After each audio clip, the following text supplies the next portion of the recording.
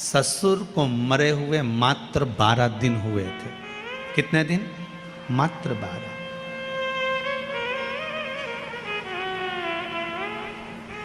केवल 12 दिन। अब जरा विचार करिएगा, 12 दिन मात्र ससुर को मरे हुए और मस्तिष्क पर कितनी चिंता होगी पति के जाने के बाद, जब ससुर चला गया होगा। घर में कोई पुरुष का भाव नहीं था। श्री तुकोजी राव जी को जब बिठाया गया था तो ये दत्तक पुत्र थे, गोदी आए हुए।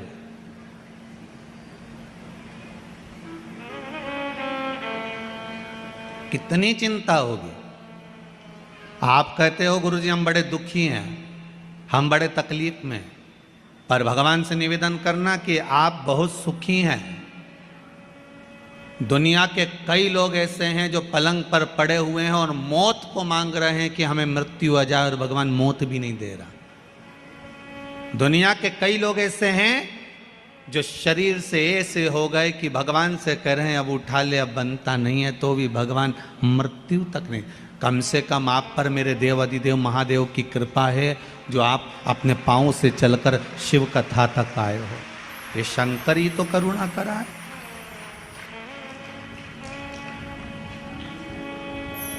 शिव की करुणा नहीं तो और क्या है।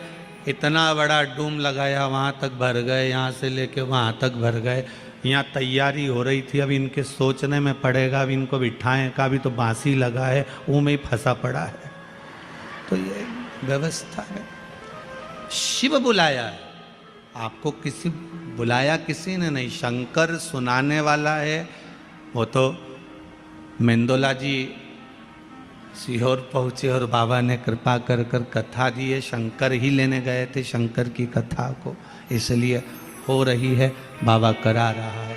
पर आपका प्रेम शिव के प्रति है, समर्पण शंकर के प्रति।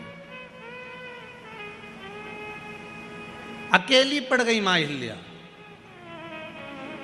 विद्वान ब्राह्मणों को बुलवाया माता हिल्या ने, और विद्वान ब्राह्मणों को बुलाकर माता हिल्या ने एक प्रश्न किया है विद्वान ब्राह्मणों के सामने कि ब्राह्मण देवता, मैं आपके चरणों को नमन करती हूं, आज मेरे ससुर का 12वां दिन है।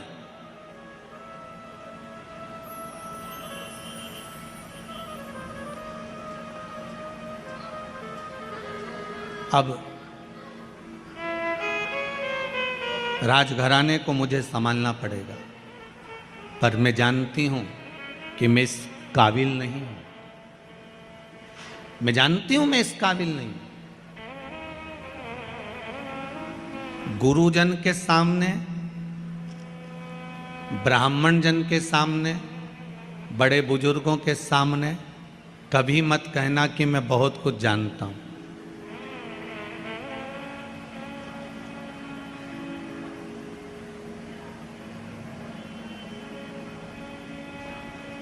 कभी मत कहना।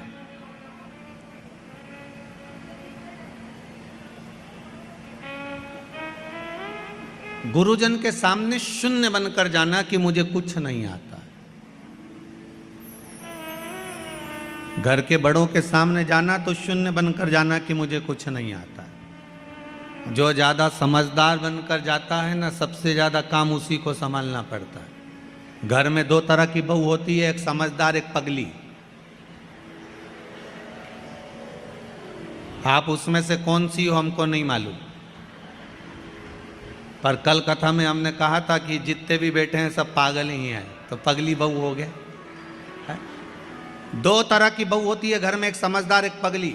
जो समझदार बहू होती है ना, घर में शादी आती है तो सारा काम वो संभालती है। मम्मी जी ने रोटी खाई कि नहीं खाई, मामा जी आया कि नहीं आया, काका जी ने भोजन करा कि नहीं करा, अभी तक फूफा जी तो आए ही नहीं। बेचारी काम में लगी रही, और उधर बैंड बाजा बजता रहा, लोग माता पूजने चले गए और ये घर में ताला कुची लगाती रह गई। बेचारी काम करते करते चाबी लेके दौड़ी, फिर याद आया कि पूजन में माता जी की चुनरी तो घर में ही रह गई, फिर भागी, फिर चुनरी लेके आई। जो समझदार थी ना, इसलिए बार बार इसको जाना पड़ रहा। समझदार थी ना, इसलिए बार बार काम करना पड़ रहा है। और एक घर में बहू ऐसी होती है जिसमें अकल नहीं होती है। लोग कहते हैं हमारी छोटी बहू में तो बिल्कुल अकल नहीं, ये तो पगली है। जो पगली है वो माता पूजन में सज धज के खजूर वाली चोटी बना के नाचे कूदे एंजॉय करे।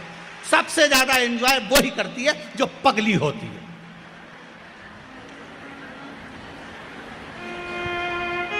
अब तुम कौन सी हो?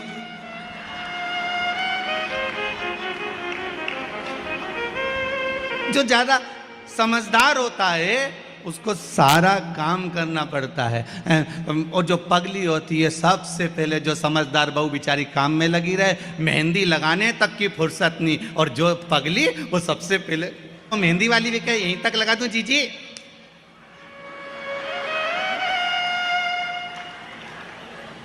पगली। और पार्टी में भी सबसे पहले जाके पूरा स्टॉल निपटा दे, जितना स्टॉल लगा था नहीं सब। और इतने में दो बहनों तो बात ही करे, बताओ जीजी देख तो तेरी छोटी बहू को तो देख कितनी खाने में लगी है। इतने में सास बोले मेरी बड़ी बहू बहुत समझदार बेचारी, दिन भर काम करी है, तो सही में पगली है, सब दूर खा रही। एक से नहीं पूछा कि तुम खाओगा, अब किससे पूछो?